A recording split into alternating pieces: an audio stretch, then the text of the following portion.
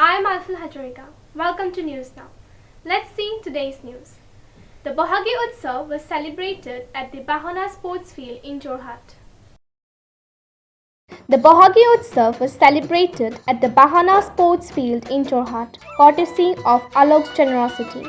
The event honored around 50 Namkhorias from the Bahana area and neighboring villages. The celebration featured Bihu Husori, which was enjoyed by everyone with great enthusiasm. The Namkhorias provided their blessings to the attendees.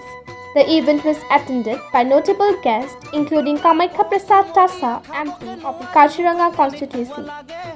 A Bihu dance competition was organized during the event, and a cultural program was held at night featuring local artists.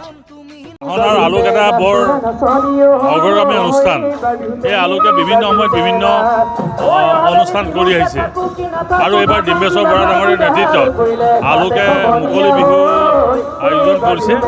মই ইয়াত এই মুকলি বিহুত ভাল লগা কথা এটাই যে তেখেতসকলে 50খন নামঘৰৰ নামঘৰীয়াসকলক মাতি আনি পেলাই সন্মান জনাইছে আৰু মই ভাবোঁ যে অসমীয়া জাতিৰ বাবদি আপোনাৰ বিহুৰ এই সময়টোত নামঘৰীয়াসকলক সন্মান জনোৱাটো বৰ ডাঙৰ কথা আৰু মই অনুষ্ঠানটোত উপস্থিত থাকিব পাই নিজেও ভাল পাইছোঁ। ভৱিষ্যত দিনত তেখেতসকলে আৰু কাম কৰক একে মই কামনা কৰিছোঁ। অসমীয়া বিহুক যাতে বিজতৰীয়া নহয় তাৰ কাৰণে তেখেতসকলে চিন্তা কৰিছে আৰু চিন্তা কৰাৰ ফল মই দেখিলোঁ যে নামঘৰীয়াসকল আজি 50খন নামঘৰৰ নামঘৰীয়া আহি উপস্থিত হৈছে। ইয়াতকৈ ভাল লগা কথা আৰু নাই।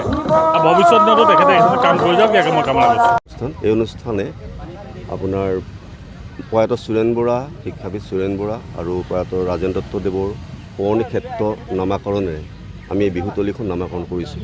দিনজোৰা কাৰ্যসূচীৰে আমি এই অনুষ্ঠানভাগি অনুষ্ঠিত কৰিছোঁ। পুৱাবেলা পাতাকাটোনৰ পাছতে চিত্ৰাংকন প্ৰতিযোগিতা অনুষ্ঠিত হৈ গৈছে। তাৰপিছতে আমি এটা ব্যতিক্ৰমী অনুষ্ঠান বুলি ঠিক নকওঁ, আমাৰ এটা মনৰ ইচ্ছা আছিল। আমি এই অঞ্চলৰ প্ৰায় 55টা নামঘৰ 58টা নামঘৰৰ নামঘৰীয়াসকলক আমি নিমন্ত্ৰণ কৰি আনি একত্ৰিত কৰি তেখেতসকলক যৎকিঞ্চিত মানে এখন শ্ৰীমদ ভাগৱত গীতা, এখন গামোচা চেলেং এনেধৰণে আমি তেওঁলোকক সেৱা জনালোঁ আৰু সম্বৰ্ধনা জ্ঞাপন কৰিলোঁ। এই অনুষ্ঠানটো আমি সকলোৰে কৈছে মনোগ্ৰাহী হৈছে, ভাল লাগিছে। আমি সকলোকে ধন্যবাদ জ্ঞাপন কৰিছোঁ। আৰু ইয়াৰ পিছতে আমি প্ৰায় বিয়লি বিহুৱতী নিম্ন শাখাৰ বিহুৱতী প্ৰতিযোগিতা হ'ব। সন্ধিয়ালৈ আমি প্ৰায় 6:30 বজাৰ পৰা আমি সাংস্কৃতিক অনুষ্ঠান ৰাখিছোঁ। আমি সাংস্কৃতিক অনুষ্ঠানতো আমি স্থানীয় শিল্পীকহে প্ৰাধান্য দিছোঁ। আমাৰ যিখিনি স্থানীয় শিল্পী আছে তেখেতসকলক এটা প্লেটফৰ্ম দিয়াৰ সুযোগ দিয়াৰ ব্যৱস্থা কৰিছোঁ আৰু সমূহ ৰাইজক আমি আমাৰ এই অনুষ্ঠানত সহযোগিতা আগবঢ়াবলৈ আমি অনুৰোধ জনাইছোঁ। A report by Srimanta Madhav Porwa, News Now.